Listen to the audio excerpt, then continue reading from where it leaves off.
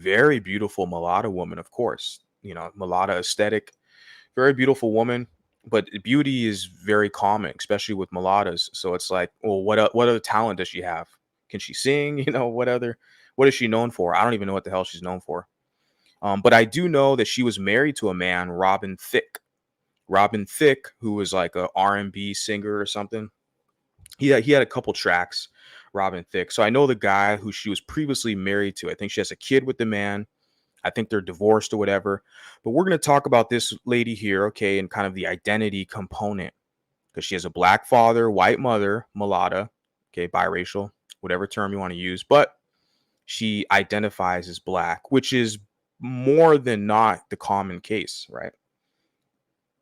For various reasons, because a lot of them, they get pressured, okay, and they're also guilted and shamed.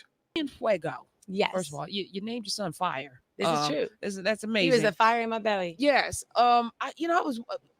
We deal with race a lot on this show, and Sure. I don't know.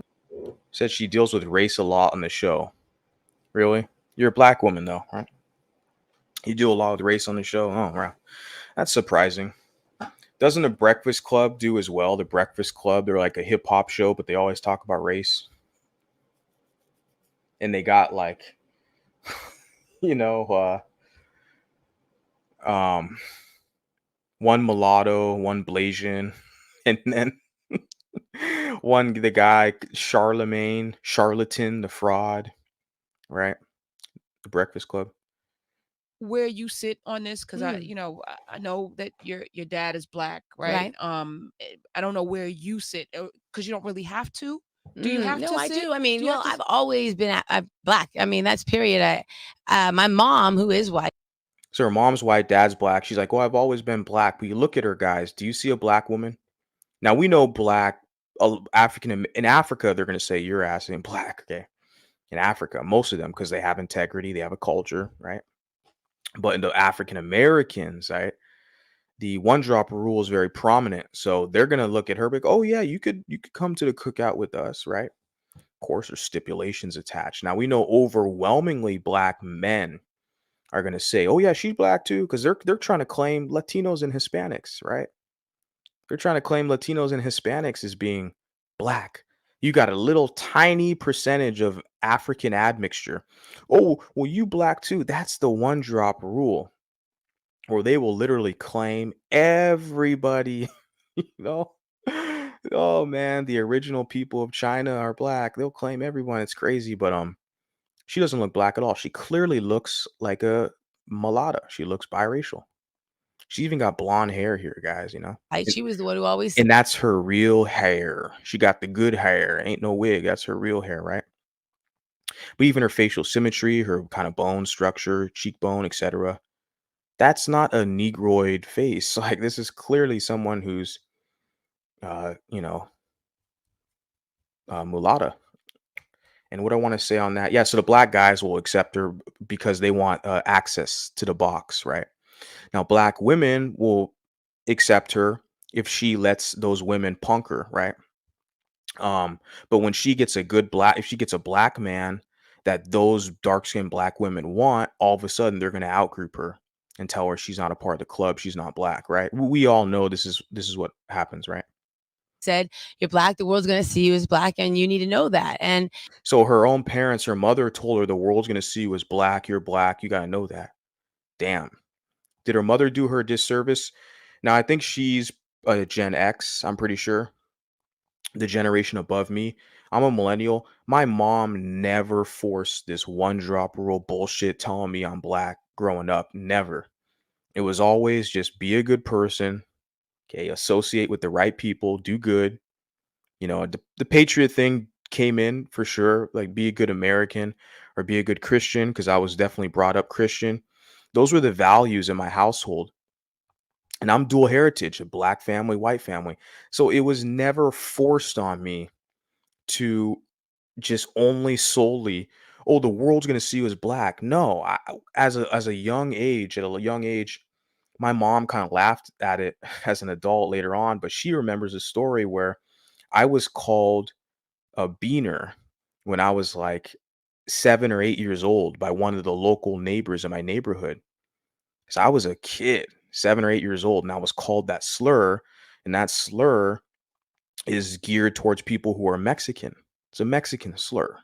And I apologize for saying it for the people who get offended, but just for reference, I wanted to share that with you guys that ever since then, as a kid, people have always looked at me as being ambiguous. They didn't know what the hell I was. And I'm not Mexican, but people think, oh, you're this or you're that, or what are you? You know, they don't say that to dark skinned black monoracials. They know your ass is black. But when you look at someone like me or someone like this lady, Paula Patton, you don't know what the hell they are, right? So it's a new day, new generation. And my mom, thank God, she never forced me in this one drop rule bullshit. The world gonna see you as black. You got to go in the black group and kiss their butt and listen to Nipsey Hussle and Sexy Red. You dig? Right? And those are the people that are going to accept you, and no one's bringing you. Those are the people who are going to accept you. They accepted you so much that she got herself a handsome, wealthy, talented white man and has a white child. But the communita accepted her so much. I call cap. You into the country club because you're half white. Right. However, Yeah. I think I said something about that the other day about the golf player, Tiger Woods. I'm pretty sure he was one of the first multiracial guys on some of those golf clubs, you know, being like the best golfer in the world at that time. Tiger Woods, I'm pretty sure he's invited to a lot of clubs where he was like the first person there of like any African descent. Because a lot of in like the higher echelon in high society of white society, their top echelon, they've established those country clubs and golf clubs to basically exclude people. And not even just, yeah, for sure blacks, but not even just blacks, even just poor whites or anybody who's poor. There's a class distinction there. They wanted only the elites. That's where all the business dealings are done. That's why Trump has a lot of different golf estates around the country. And this is where people cut deals and, major corporations, business meetings are done away from the public, right? So anyways, let's continue on fair use. I very much claim that, because we know that as I was growing up, people that were wanting to talk about being Caucasian or they were mulatto or all of these sorts of things was always. Yeah, and she doesn't want to claim that mulatto, but she said when she was growing up, people were claiming that. So you guys see how in Caucasian, that's like Tiger Woods. People were having these discussions for years, guys. She said when she was growing up, and like I said, she's kind of older than me. This video was published 5 years ago, guys. 5 years ago. People have been having these discussions for a long time. Like the mulatto flag was developed in 2001, over 23 or say 22 years ago, guys. So people been talking. We're gonna keep talking, right? Felt like an offense and something that was done to separate yourself. She says when you as a mixed person say that you're mulatto or you're Afro Latino or you're Dominican, whatever, to her, to this mulatto woman who's ultra black identified, that's on her. Just, she's saying it's an offense and it's to separate yourself. Claiming yourself, being authentic and true to yourself fully in living this existence and being proud of yourself, to her, it's like there's an offense. Like that seems like brainwashing. And she's not the only one. A lot of monoracial people, like I said, just by me having a channel, Mulatto Vanguard, or talking about anything biracial, I don't have to slander any black person. But by me having these discussions, just by proudly proclaiming yourself to be biracial, you're going to get hate from who? Mainly black people, right? Look at Sage Steele. I talked about it yesterday. And she's one of the main ones because she's all over in the sports world, sports media, and she's proudly biracial. And all the white people acknowledge her as being biracial. They always say that biracial woman, Megyn Kelly, and a host of others, Sage Steele. But she gets a lot of hate, not because she talks crap about anybody, because she's proudly biracial, right? And that is an offense. Like this mulatto used that term there too, but that's a lot of black Americans feel that it's an offense to say that you're anything but just black. What it is, because it's about power and influence. The black community, not saying all, not generalizing all, but I'm saying a large portion within that community, African American community, They want to be the ones to tell you you're not black, but they don't want you to tell them you're not black because they look at it as an offense. When you tell them, "Oh no, I'm not black. I'm something else. I'm mulatto. I'm biracial. I'm not black." They take that as an offense. They're like, "How dare you?" Right? But they want to be able to tell you. See, you're giving people too much influence. Okay. And I'm one of the guys, I'm interested in power. So I'm like, nah, I'm not giving you none of that power. You're going to have to pay if you want something, but not giving you nothing easy, right? Fair use. From Black people and the struggle, and so that you could have more privileges, and also because you were buying into all of the prejudices, and you wanted to say, no, I'm different than. So I always had. Well, it's not buying to the prejudice or anything. It's just the fact, the reality is you are different. Even this woman, Paula Patton, this is at 112, talking to the host here. They look completely different, guys. You put them side to side, you take them to any tribe, village, or nation in Africa, they're two completely different races. She's gonna be able to fit in more clearly in any African tribe, African nation versus Paula Patton. They're gonna look at her like it's the white lady, white woman. Like, let's just be honest, okay? Well, the delusion has to stop eventually. Huge trouble with people that did that. However, now as I'm 42 and we live in this. Yeah, 42. She's an Xer. Yeah. Which I'm just pointing it out. I mean, there's a lot of Xers and even boomers who basically have always embraced their biraciality or mulatto-ness. Like the other day I called it out. Shout out to Flowers. Shout out to Flowers. She's definitely a strong advocate. I really support her. And then even Abby NYC. Shout out to Abby NYC, mulatto identified. And then also shout out to gentleman in Hawaii, the Owl Show. Okay, the Owl is a writer, journalist guy. Shout out to him. He's definitely biracial identified. So, and like I said, even Bluish Gelato, I mentioned him earlier. He's biracial identified. So you have these people out here who like they've lived their whole life being biracial identified. We're here, and like this is only tip of the iceberg. Like you're looking at the younger generations, they're going to be forced to. Like, and my whole goal is for them to seek community and cohesion with those who are similar. Develop something because you'll establish a kind of protection mechanism, a defense mechanism, because you're going to have a lot of forces who are literally, like I said, trying to basically break you down to maintain a status quo where you're going to be stuck underneath another group as a subordinate doing all the heavy lifting and you get the scraps. You got to change, renegotiate your position. So this woman, she already got hers.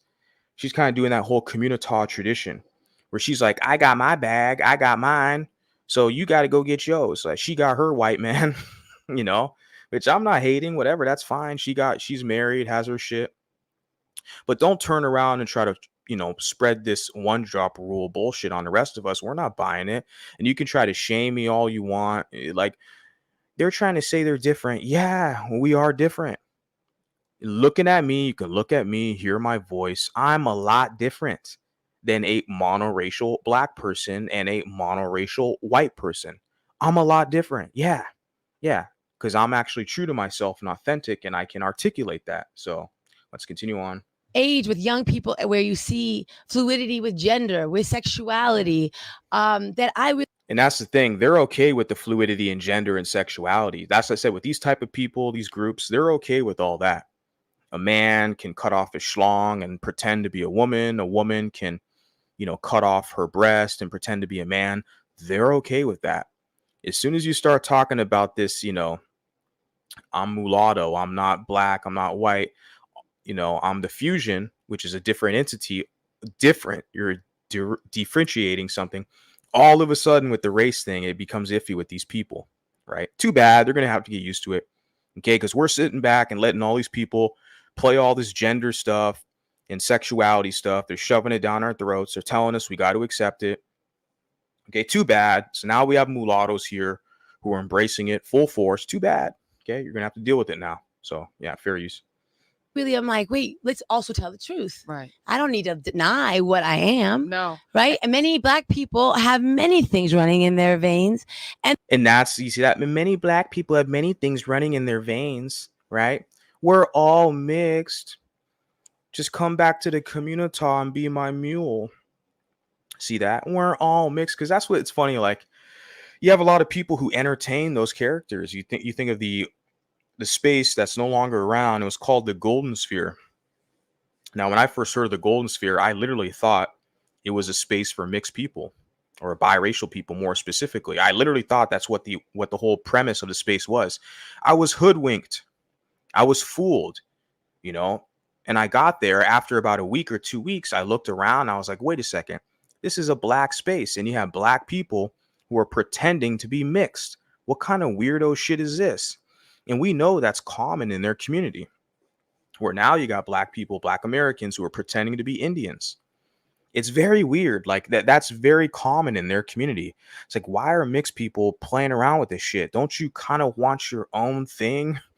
Right? I don't get it, man. Like, why you feel like it's normal to be underneath another group. But she's pushing the same crap, you know. A lot of black people have stuff in their veins. Okay, that's fine. A lot of white people do too. A lot of white Americans have native blood in their veins as well. So what? What does that mean? And they should, try to investigate that. I thought, how funny would it be to do a pilgrimage to freaking Germany or Right. or to Holland or something, to see my mother's side, but that never mattered. But I'm like, maybe I'll find some really, big bone women there that have some holistic remedies, and I might Right. see a little bit of myself in Well, I them. only brought it up because my goal. I would love for us to erase race and to She would love for us to erase race, of course, because typical, when you're losing the race, you want to destroy the whole game. You're like, oh, I'm losing, I'm not winning. Let's get rid of it. Let's erase it, right? You want to even a playing field, which I get that. I understand that. But I'm laughing. It's very typical. There was some idiot on TikTok.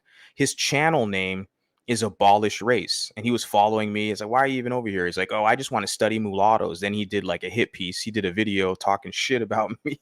I had to block that weirdo. But yeah, he was a weirdo. His title of his username is Abolish Race. And he's a black gay guy. So yeah, red flag there. And yeah, I mean, so these are typically the people who are like, oh, we should just get rid of race. Yeah, because they can't benefit from it. You're in last place. That's not my fault. I can't help you out. Shit. Not for free. All right. And it's unfortunate, but that's, yeah, like I said, that's typical, right? If she was in first place in the race, do you think her position would be like that? Do you think she would just say, let's eliminate race? Of course not. We know the game, guys. Literally, race is a competition. Okay. Etymologically, race, competition, right?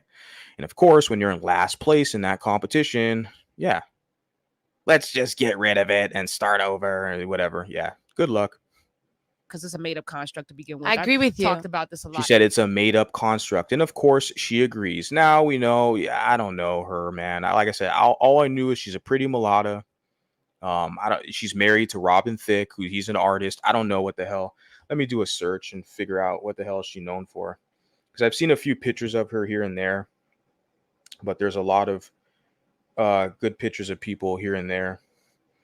So it doesn't matter. Yeah, I believe in a merit-based system. So based on your merit and your hard work should determine your outcomes. So she's an actress, American actress. Yeah. Okay, I don't know where I've seen her. She was married to Robin Thicke for 10 years. Yeah, I know they have a child. She's 48, so she's an exer. Says she's an actress, but I couldn't even tell you one movie, guys. Like I said, I've seen pictures of her as like very pretty. Yeah, of course, mulatto, right? But she agrees with the lady talking about it's a made up construct.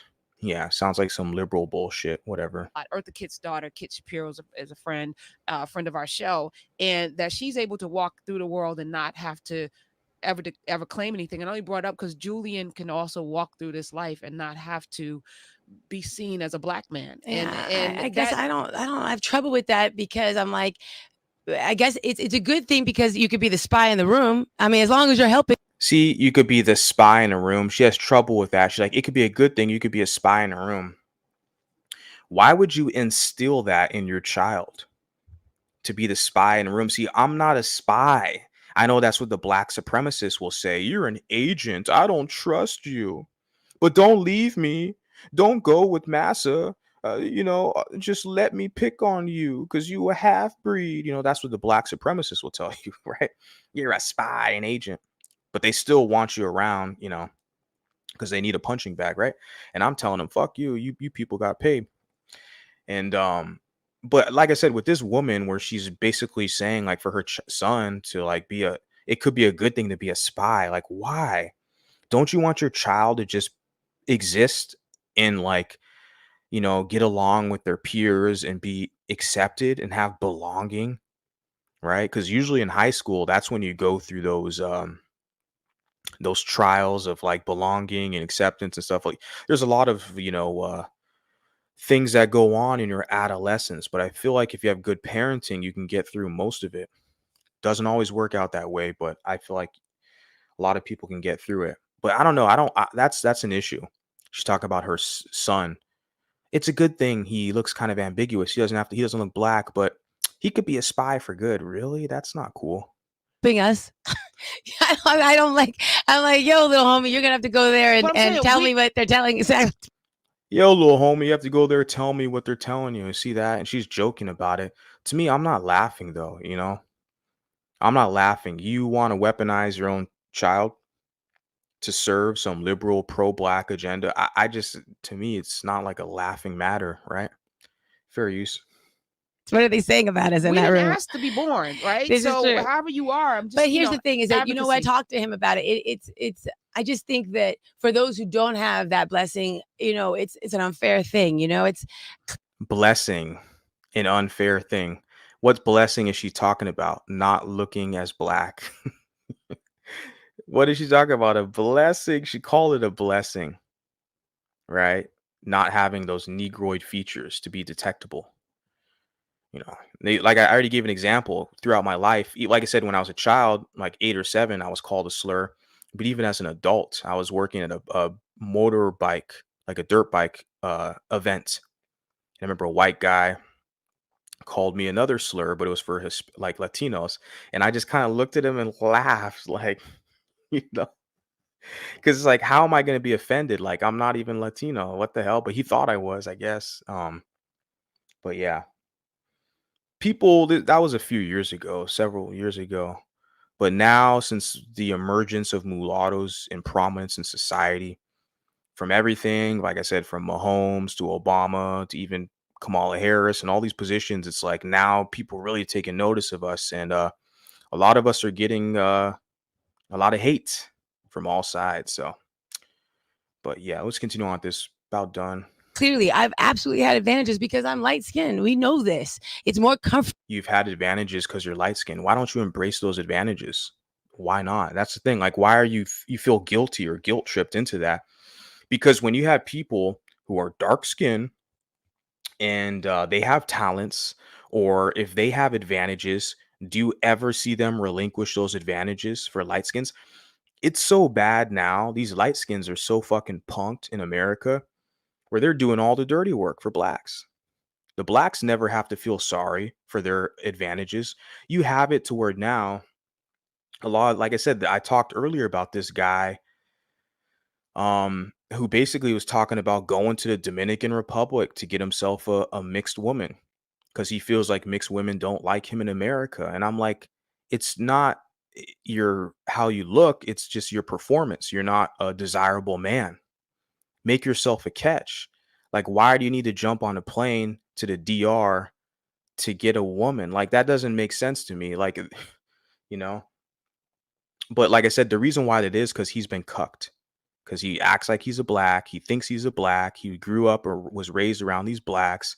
So they basically socialized him to be punked and cucked, where they get their pick of the litter. The dark-skinned men get their pick of the litter, okay, in that community. And he's stuck with the scraps. And he doesn't like what he's left over with, right? The leftovers. So he wants to go to DR. I think it's very foolish and cowardice, to be honest with you.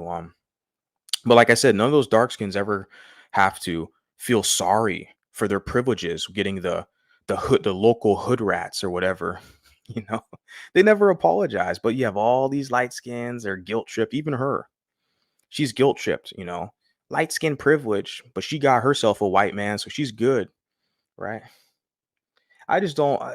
Do you think biracial people overwhelmingly will support her? I don't. I don't think so. I don't even know who the hell what industry. I just know she's a good looking woman, but she's an actress apparently. Okay, that's fine. There's many actresses. But I'm sitting there like I don't support any of this shit, and I know DC doesn't either because DC shared this with me. I think me and DC were around the same age. I think DC might be younger. Okay, mulatto woman. So it's like a lot of biracials, mulattoes, we don't support this crap that Miss Paula Patton is saying here. It's utterly ridiculous that we got to walk on eggshells. We got to apologize for our quote unquote privilege. No, no, no. They want all the special criteria, for us. We have to abide by all these rules and nobody else has to do a damn thing. Nah, I'm good. Not anymore. Comfortable for people. It's a less offensive to them. And so I take issue with it too. I understand the anger. I feel it. So I don't intend to let my child or want to, I don't know, celebrate his ability to pass. No, I just Virtue signal, right? She can pass. You look at her, we all know, right? It's a virtue signal. She's standing in front of a black woman. So she's, just a virtue signal, right? That's not wondering how exciting to you- me. how You you know what's navigate it. exciting to me is that But we also have to understand Hollywood. She's an actress, so there's PR attached to that. So of course she's trying to sell an image. She's literally an actress, guys. Acting. Do you think she really has these discussions behind the scenes with other people? She's, that's what I'm saying. She's an actress, guys. Because I'm listening to this crap she's saying, like, this is all PR, liberal bullshit. Like, no, biracial people, mulatto people, we're not here to serve blacks. We're not a subgroup serving blacks. Okay. I'm not. There's a lot who will, and they can go do that over there. But yeah. he can look like them, but have the heart of us. Yeah, stupid. Shout out to DC for sharing that.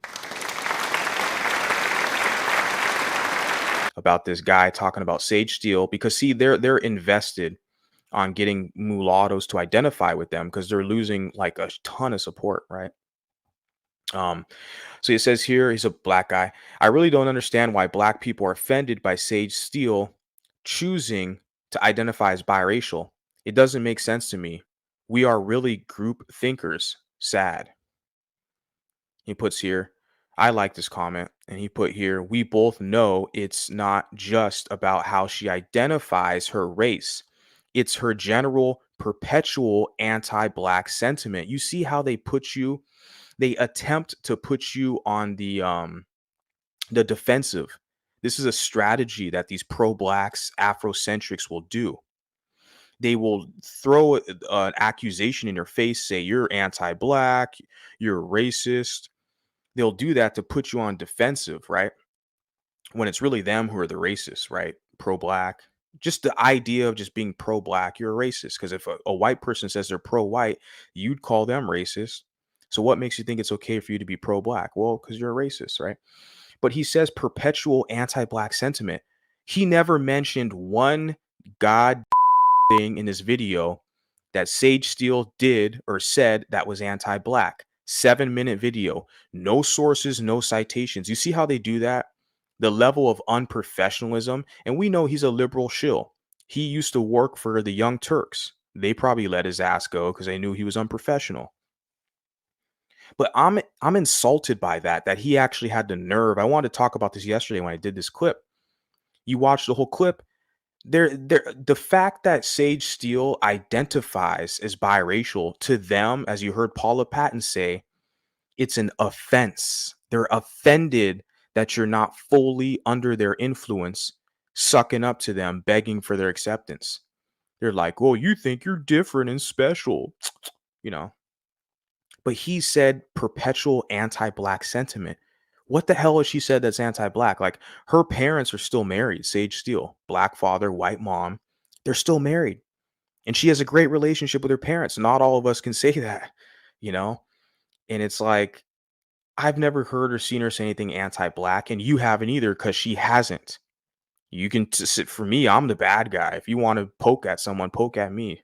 I'm the bad. But Sage Steele, it's insulting. Like I said, they will call anybody anti-black who doesn't kiss their butt, and I think everybody knows that now. That's why there's a lot more racism and anti-blackness just around the country, because people are so tired of your guys' bullshit. In the game, you're playing with people where now people are more bold now more than ever. They don't give a fuck. There's no consequences. What are you gonna do? You're gonna go cry to my employer, right? What if I'm employed myself, right? Then what? And but that's the thing. And even Candace Owens, I shared one of her clips where she was like, yeah, you guys have called everyone a racist for so long that the word doesn't mean anything now. It's like, you're a racist, you're a racist. Everybody gets a racist. Yeah. You are a racist. Now you might be chuckling at that idea because, well, you know how American society has become. Everybody's a racist. You're a racist. You're a racist. It's like that Oprah meme. Everybody gets a racist.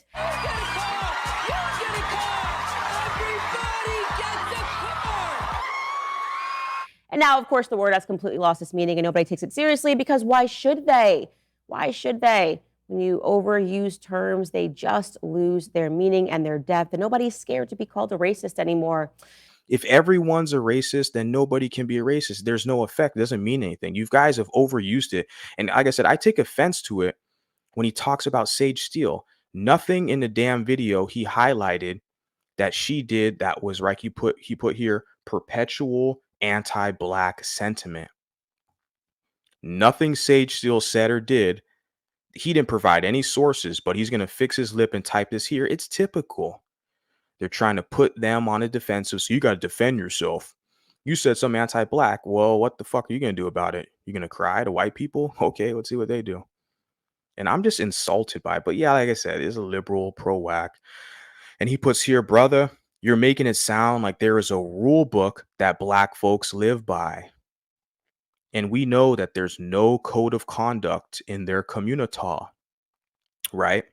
We know that they work for white people. Overwhelmingly 90% work for white people. They get that money that white people give them, and then they go to the Asian restaurant or the Hispanic bodega, or they go to some other business that's not black owned, and they give that business their money. We know these people, right? So yeah, there's no rule book. Okay. And if you don't live by that rule book or criticize said rule book, then you are anti-black. Because that's, like I said, it's like their weapon they use to put you on a defensive. And it's the way for them to try to kind of character assassination. Oh, you say some anti-black shit. Well, a lot of you guys do too. You guys dance to this music.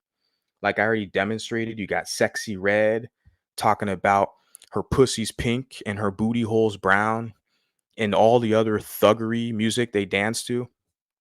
You guys dance and sing songs to like anti-black music, but it's okay because you're a special victim. But yeah, they weaponize this crap. And of course they can't point out anything you say is anti-black just because if you're not kissing their black ass to them, you're anti-black. We get it now, okay? And it says that's the kind of tribal thinking that drives me nuts, and it's tribalism, without a doubt, because there is a specific segment who utilizes that tactic that this man is explaining. It's tribal, okay, but it's the Afrocentric pro-black tribe, the black racists. Okay, the ones who are calling everyone else a racist when they are themselves are a racist. Yeah, it's a tribe. It's a tribal thinking. For sure, it's tribalism. Quick question. What is black and how should it be defined? He put here, nah, dude, if you've seen any other video I've ever made, it's okay if you haven't. You would know that I don't think there's one way to be authentically black. You made up your argument based on stuff I didn't say and decided to ask me a question about an argument I didn't make. Okay, so the conversation kind of gets stupid after that. When we see these type of people who are slandering decent, balanced mulatto out here, mulatto, like Sage Steele, decent woman, balanced, beautiful woman, and even at her age, she's in her 50s. And both of her parents are still, she has an intact family. And I'm sitting there like, she's a public figure and a sports anchor. And she's up here publicly talking about how she's proud to be biracial We got to defend her, guys. We got to defend her. Okay. But then you have someone like Paula Patton who's saying, she doesn't like the word mulatto. She doesn't like it when biracial people call themselves biracial because it's an offense. They want to separate from blackness. We have to be able to distinguish these two different kinds of people. Okay. And those who are black identified, like Paula Patton, and then those who are biracial identified, like Sage Steele. Who do you think I'm going to defend? I already told you I'm defending Sage Steele. So when I see one of these pro-wacks who want to make an accusation about her, saying she's pushing anti-blackness, we got to provide receipts. Okay, because all that anti-black or racism, nobody gives a shit anymore. Okay, because we found out you people get away with too much damn racism.